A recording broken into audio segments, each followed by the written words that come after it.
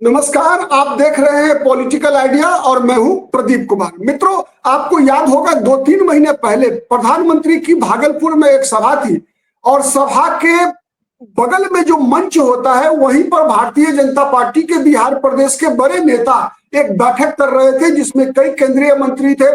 Bharatiya Janata party के जो deputy CM है बिहार में भारतीय जनता पार्टी की ओर से सम्राट चौधरी, विजय सिन्हा, गिरिराज सिंह, नित्यानंद राय, सभी वरिष्ठ नेतागण थे वहां उपलब्ध मौजूद।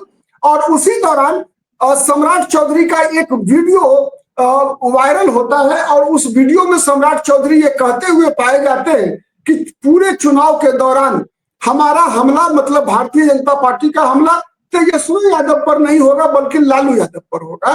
और आज ही एक और कह सकते हैं कि आप धमाका जो है अपने बयानों से सम्राट चौधरी ने किया। सम्राट चौधरी ने कहा है कि लालू प्रसाद यादव गब्बर सिंह है, गब्बर सिंह है। तो सवाल ये उठता है कि लालू प्रसाद यादव को सम्राट चौधरी ने गब्बर सिंह क्यों कहा, सवाल नंबर 1। अगर सवाल नंबर 2 कि अगर लालू यादव गब्बर सिंह हैं तो फिर बिहार में जय और वीरू कौन है भाई?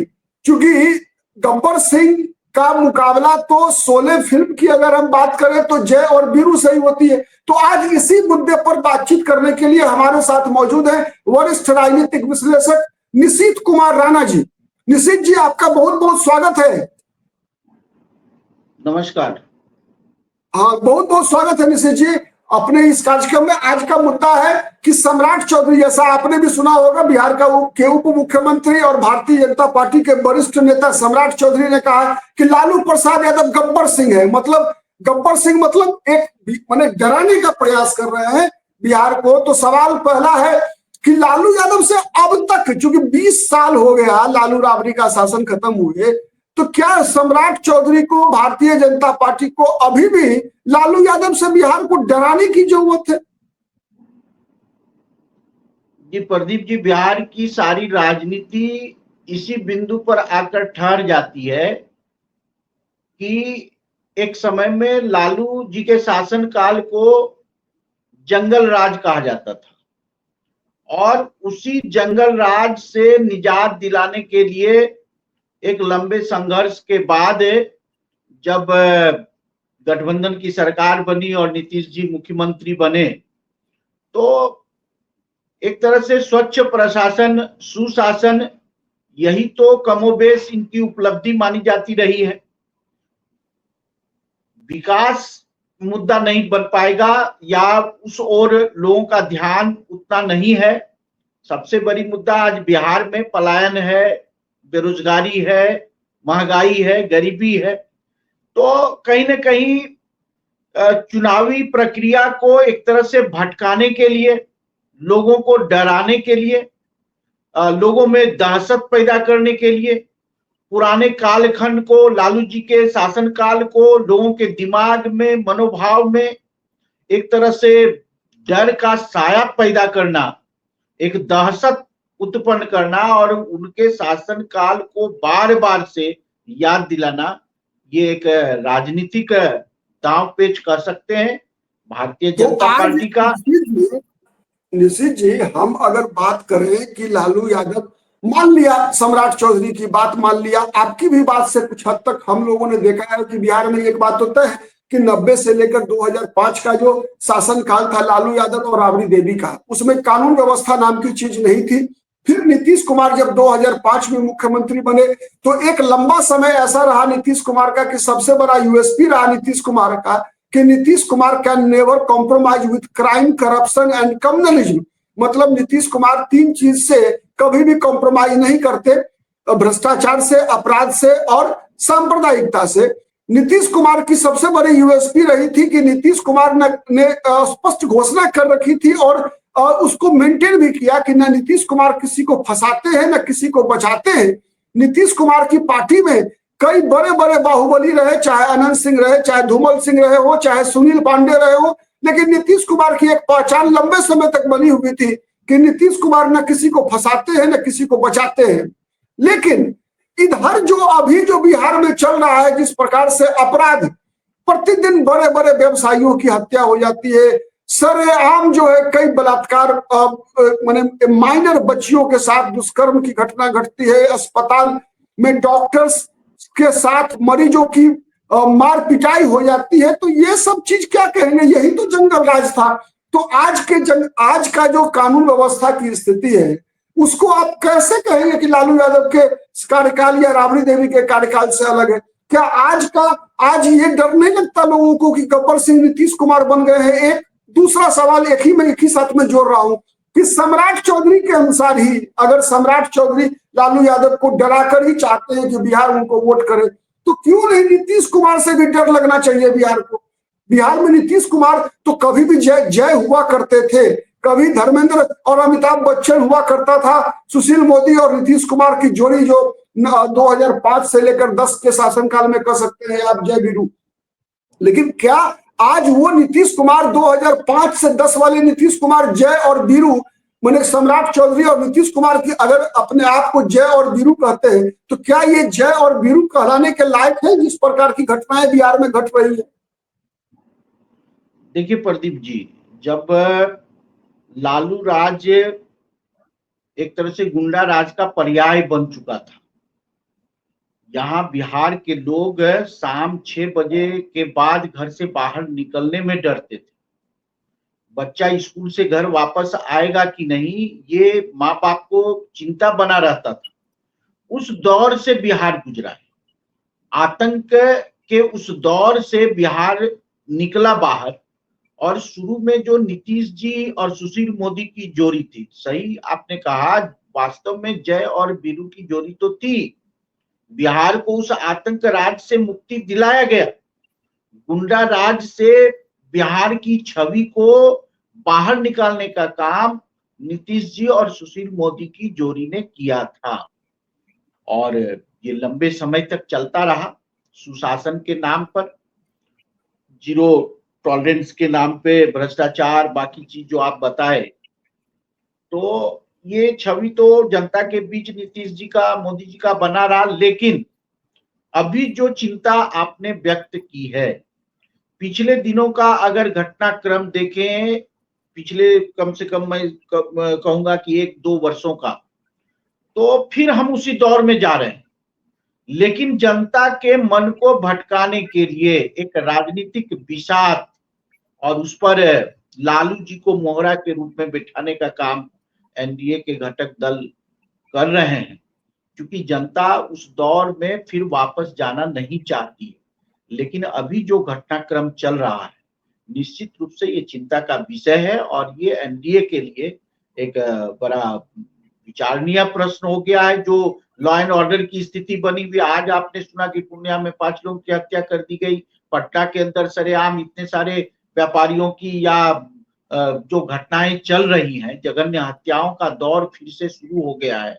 तो एक तरह से वो लालू राज की याद दिलाती है और इसीलिए सम्राट चौधरी या जो बाकी नेता हैं वो तेजस्वी यादव को याद नहीं करते। एक युवा नेतृत्व उभर कर सामने आ रहा है, वो चिंता का विषय नहीं है, क्योंकि उससे वो मुकाबला करने में सक्षम है। मुकाबला लालू जी का दौर याद करा करके लोगों का मन भ्रमित करना, ये एक राजनीतिक विषाद है। और मैं समझता हूं अब जय और वीरू का स्थान है जो नीतीश जी और सुशील मोदी की जोड़ी को प्राप्त था, वो जगह लेना अब एनडीए के लिए मुश्किल सा दिख रहा है। अभी अगर हम देखें तो ये केवल 3-4 दिन के अंदर में देखिए कितनी घटनाएं घटी। पटना में खेमका की हत्या होती है, उसके बाद दानापुर में एक व्यवसायी की हत्या होती है, सीवान में 6 लोगों को दौड़ा कर जो है तलवार से काट दिया जाता है, कटिहार में एक व्यक्ति की हत्या होती है, बिहार शरीफ में कल 2 व्यक्ति की हत्या हो जाती है, दरभंगा में एक व्यक्ति की मुहर्रम के ताजिया के जुलूस के समय में हत्या हो जाती है। ये केवल 2-3-4 दिन के अंदर में देखिए कि कम से कम 20-25 लोगों की हत्या केवल और केवल प्रशासनिक विफलता के कारण हो रही है। एक दूसरा, नीतीश कुमार कहते हैं कि ना मैं किसी को बचाता हूं ना किसी को फंसाता हूं। तो भाई आप, पुलिस का काम क्या है कि पुलिस का दहशत ये होना चाहिए कि पुलिस के डर से, सरकार के डर से, कानून के डर से अपराध नहीं हो। आप अपराधी को माने अपराध करने की छूट दे दीजिए और बाद में सजा दे दीजिए, तो उससे जनता को क्या फायदा मिलेगा भाई? आप पुलिस का मुख्य काम तो है कि पुलिस का वो रौब होना, वो पुलिस का वो भय होना अपराधियों में, जो भय नीतीश कुमार के 2005 से 10 के शासनकाल के दौरान हुआ करता था, कि कहा जाता था कि कई अपराधी बिहार छोड़कर भाग गए थे। आपको याद होगा निशित जी कि नीतीश कुमार के पहले कार्यकाल में बिहार ने एक स्पीडी ट्रायल का कंसेप्ट शुरू किया था। वो स्पीडी ट्रायल बंद हो गया। अपराधियों को जो है, कई अपराधियों को आपको याद होगा उस दौरान जो है 24 घंटे के अंदर ट्रायल चलाकर सजा दे दी जाती थी। कहां गया अब वो नीतीश कुमार? कहां वो नीतीश कुमार? तो गायब हो गए। जय जो है वो तो लगता है कि कहीं दिख ही नहीं रहा है वो जय। नीतीश कुमार एकदम माने साफ हो गए कि कोई इकबाल सरकार का जो है, लगता ही नहीं है कि सरकार का भय जो है, पुलिस का भय किसी अपराधी के मन में हो। पुलिस तो लगता है केवल शराब पकड़ने में मस्त है एकदम।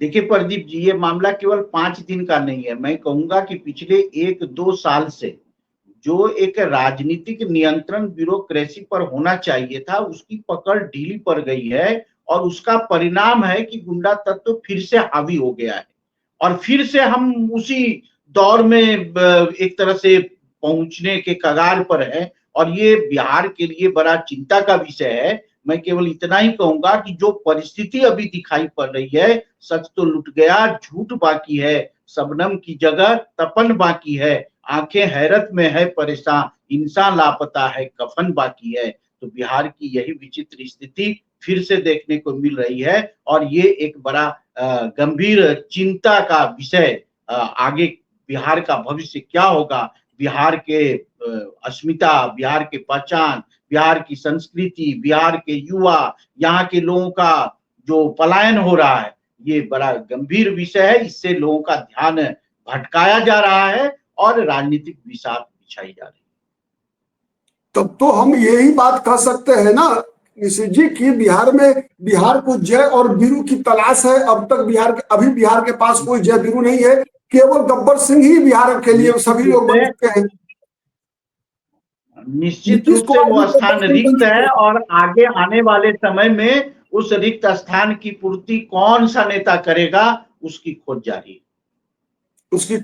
है। चलिए, तो इसी नोट पर, इसी उम्मीद के साथ हम लोग आज इस डिबेट को समाप्त करते हैं कि अभी तत्काल बिहार के पास कोई जय और वीरू नहीं है, केवल गब्बर सिंह ही बचे हुए हैं। क्योंकि जिस जंगल राज के कारण लालू प्रसाद यादव को आज तक आरोप लगाती है लालू विरोधी राजनीतिक दल या गठबंधन, वही स्थिति से वर्तमान में पूरा बिहार गुजर रहा है, त्रस्त है। कहा जाता है कि अंधेर नगरी और चौपट राजा, टके सिर खाजा टके सिर भाजा। ठीक है, वही स्थिति है कि लगता है कि बिहार के राजा जो हमारे विशेष जो राजनीतिक विश्लेषक है निशित राणा जी, थोड़ा सा अक्षर का केवल हेर फेर है नीतीश कुमार में। ठीक है, तो नीतीश कुमार की स्थिति धृतराष्ट्र वाली हो गई है कि धृतराष्ट्र के पास तो एक दुर्योधन था जिसको सत्ता सौंपना था, लेकिन नीतीश कुमार को तो वो अभी नीतीश कुमार के पास कोई दुर्योधन नहीं है जिसके लिए सत्ता का मोह। फिर भी नीतीश कुमार क्यों धृतराष्ट्र बने हुए हैं, क्यों अपनी पुरानी पहचान को मटिया मेट होने दे रहे हैं, ये समझ से परे है।